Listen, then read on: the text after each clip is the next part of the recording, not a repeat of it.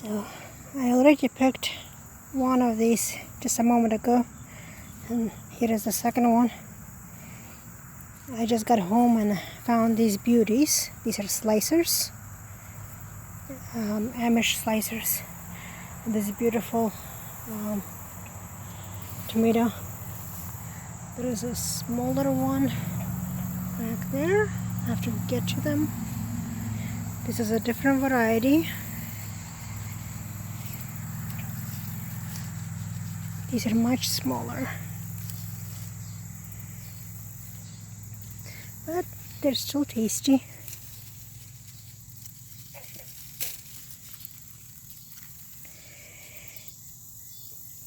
Nice, lovely tomatoes. So welcome to my homestead yet again. I just got home after a weekend away. Came home to this a little bit of a damage from the windstorm. Not too bad. Some of these pots were turned over, but that's okay.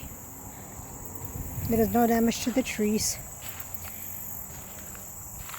Got a lot of peppers that I have to pick. So again, every time I come home it's harvest time. They're still hiding. Gonna walk around and show you a few things that as they're changing. Let's walk over here, see how much damage there is. The corn is pretty much done. I need to pull these out.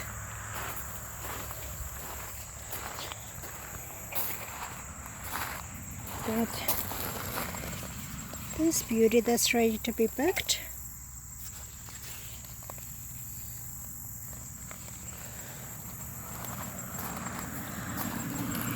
The poblanos are just beginning to show a hint of color, so still another couple of weeks before I can pick them.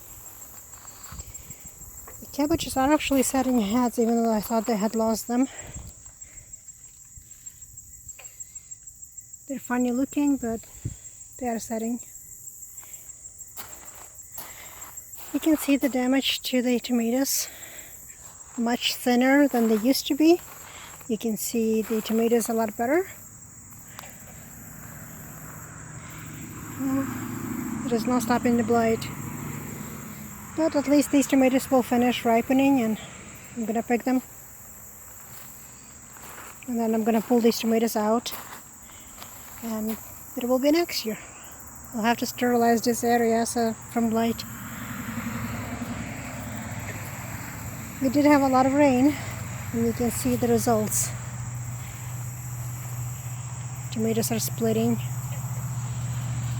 but there is a lot of cherry ones that need to be picked. Also cherries are splitting. Too much rain all at once.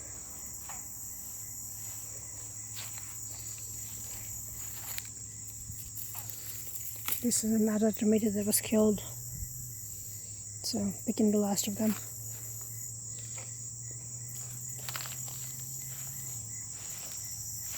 Overall, not too bad. This midnight snack is out of control. It's way too tall. Trying to climb. But it does produce beautiful cherry tomatoes. But yes, these tomatoes are also hit hard. You can see the blight has consumed them, just like the others. Okay, let me walk over to the other side and we'll take a look at the peppers. So we're now on the other side of the garage. I want to show you a few citruses. These are lemons. You can actually see quite a few of them here. And if you look carefully, you'll see they're hiding in the greenery.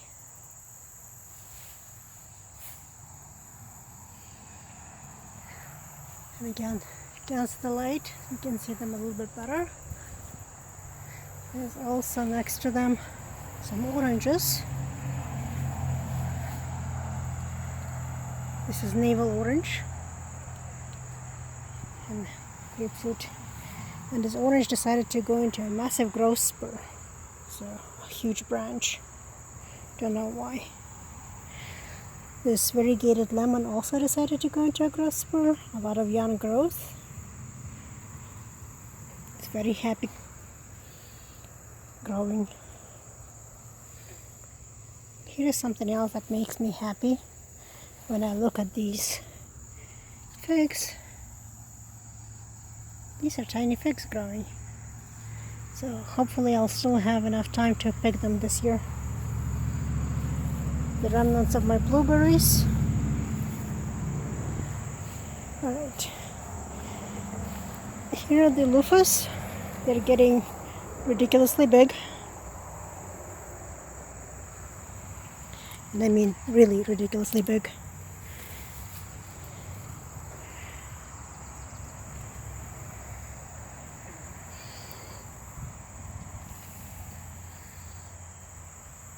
My cantaloupes are not doing too great. They're just now setting fruit, which is way too late. But they're trying. I planted them way too late, so they're trying to do as best they can. And again, more loofahs that were tiny just not too long ago, and now they're huge. So thank you, Desiree, for providing the beautiful seeds that created this tunnel. I have a tunnel of hanging loofahs with beans and some cantaloupe on the bottom. The beans are just beginning to set. These are climbing beans. There's going to be nice long white beans. Beautiful. And unfortunately, the damage from the wind on the sunflowers, they've all fallen down. We had really strong winds last night, so you can see everything has tried to support, but unfortunately it fell down. Including my tomatoes. I need to retie them, put them back on the cage where they belong. In the meantime, I want to go inside to just zoom in and show you some peppers that are lurking over there, as well as some hot peppers over here. These are hot, and next to them are these sweet ones. These are almost ripe and ready to be picked. Let's see if I can get a better view. There we go. That's a much better view. Nice, beautiful peppers. This one can actually be picked. It's fully ripe.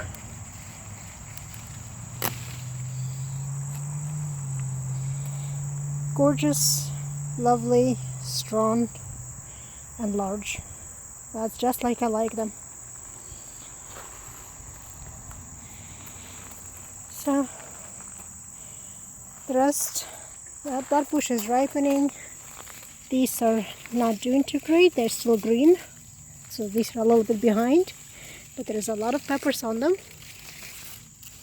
So looks like something hit my squash.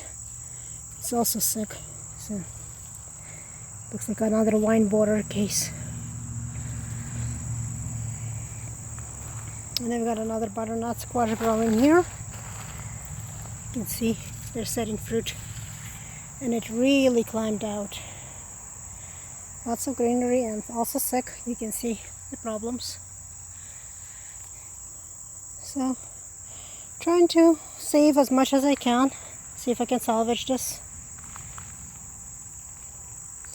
Well, what will happen will happen. I'm gonna walk over on the other side. Past my huge tomato plant. I know people have been asking. Yes, this is one single tomato plant. All of these branches, all of this is all one plant, and it's stemming from one spot. huge amount of cherry tomatoes. I guess it's a good variety for people who like to make tomato juice. Looks like another tomato. It's split from the rain, too much water all at once. And poblanas again, just beginning to show the hint of color.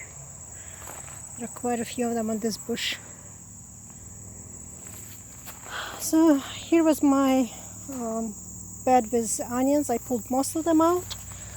Planted some carrots, but they haven't come up yet. There are still a few onions that were still too green to pick.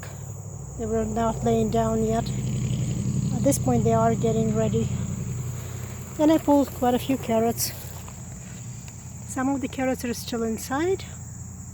The younger ones, the thick ones, I already pulled out and gave to my sister so she can eat them. But you can see there's still quite a few carrots in there. Look. This is an average size. Not bad for carrots. What I also want to show you is this surprise baby, an artichoke. I did not expect it this year. This artichoke was planted for the first time this year. It's small, but it's there. So I hope that it's trying to survive. You can see the sunflowers all fallen down from the rain, from the wind, from the storm we had last night. It really created havoc here. Do have some hot peppers that are beginning to turn. These are the Fushima Peppers, the Japanese variety. They're supposed to be not hot at all.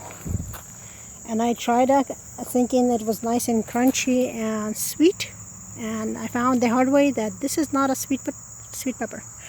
It's really spicy, but that's okay. My sister and Peter, her husband, love hot peppers. So, and this is going to be another task for me this week. Pull out all of this bed. These tomatoes are pretty much done. There are a few tomatoes left here on this side.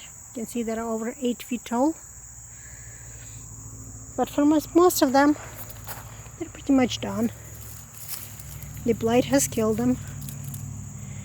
So I'm going to pull these out, clean out the bed, and plant something for the winter harvest. I do have 2 new tomatoes here growing. Hopefully they will continue growing later on. And a few plants that my sister gave me. I'm gonna plant some more here. This was not planted, just weeds. Unfortunately, weeds are the only thing that seem to be thriving around here. Alright. I also want to show you a little bit of a disaster area. That's thanks to my landscaping guys. For whatever reason, they really did not like my watermelon vines, and they just moved right over them. So this used to be a vine, and these two, and you can see that they just cut right over them. This used to be a nice watermelon. There's nothing left. This was my pumpkin. You can see where the vine was going, and they just cut right over it. So one of the dangers of hiring somebody who doesn't care about what you're growing is they really don't give a damn. They simply cut and not think, and whatever is easier for them. I've lost several trees to them because of it. I've lost several vegetable plants and several bushes. So first time they caught, I had a pomegranate tree or bush here. They cut it down almost to nothing. Luckily it survived, and it sent out new growth. So it survives and it's growing. But you can see where they chop it all off. this was all destroyed. The tree was about 2 feet tall, and I lost several that they just pulled out. They thought it was a weed. So one of the problems of having somebody who doesn't care about what you're doing. So I'm gonna walk over to where my watermelons are. I'm gonna show you a couple of things. Alright, so here we are at my next vegetable patch this is inside the orchard. I have a lot of vines from the sweet potatoes. They're doing really well. Lots of greenery. I just hope there's going to be a lot of root growth as well, not just greens. One thing with compost, you get a lot of nitrogen. Question whether or not they're actually forming roots. But next to them, I have these cantaloupes that are also forming and growing. They're in full bloom. There's also, unfortunately, some kind of disease on them. You can see spots. So some kind of disease hit them as well. But in the meantime, I do have a few cantaloupes forming. I'm hoping this is the Crenshaw melon.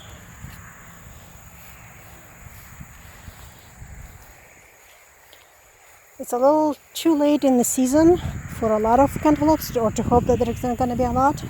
They were just planted way too late. And that's my own mistake. Too many things to do. But at least a couple of them did form. And some more trying to form.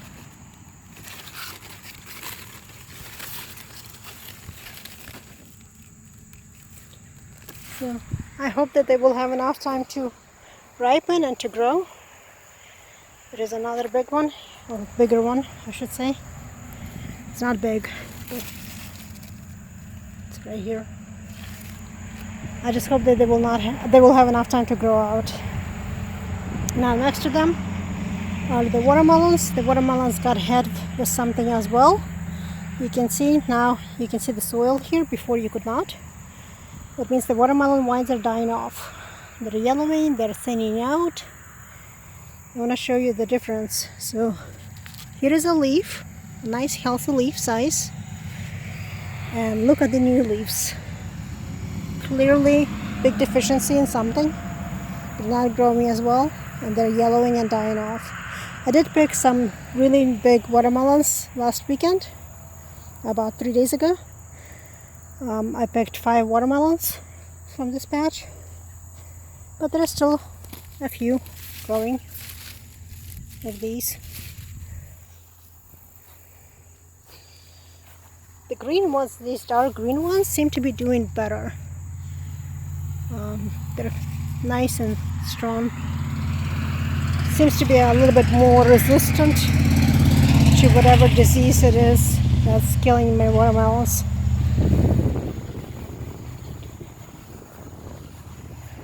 You can see the same kind of problem with rot. I pulled this one out last weekend. So there is one big, I'm hoping this is the Carolina. It's just turning ripe, so the curlicky thingy is ripening. It's got another, I would say, another couple of weeks. So it's another 40 centimeters or 50 centimeters. It's about 2 feet across.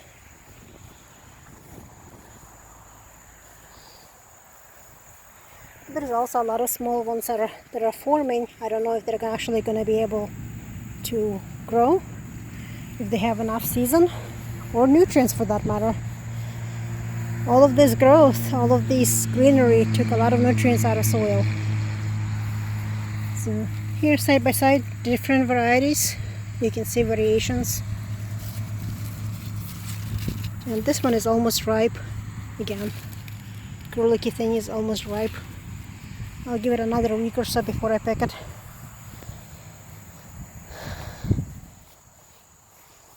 So here is another dark one, kind of bigger one.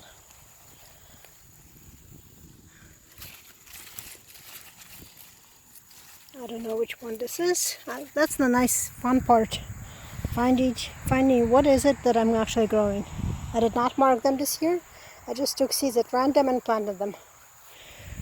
I do have a pepper here. This was actually a nice landmark for me to see. Putting pepper next to the watermelon plants, I used it as a mark so I can see when it sticks out and where to water. And my sunchokes. A little bit late in the season, but they're growing. I just hope that the deer will not get them.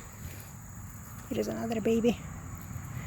So, but you can see the leaves are very reedy, very small. Definitely not enough nutrition.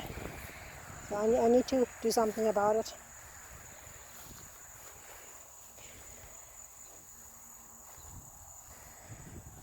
So on that note, I'm gonna wrap up. Thank you for joining me today, and until next time.